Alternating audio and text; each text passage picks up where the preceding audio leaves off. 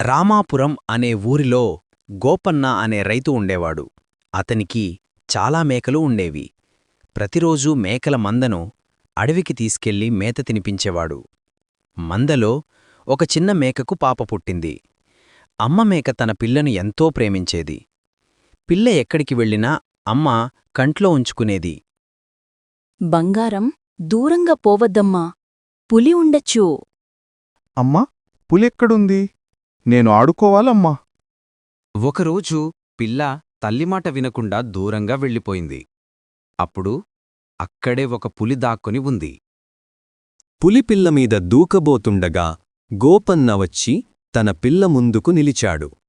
గోపన్న మేకపిల్లను తీసుకొని తల్లిమేక దగ్గరకు వెళ్ళి జరిగింది చెప్పాడు. గోపన్న చెప్పింది విని తల్లిమేక చాలా బాధగా ఏడ్చేసింది.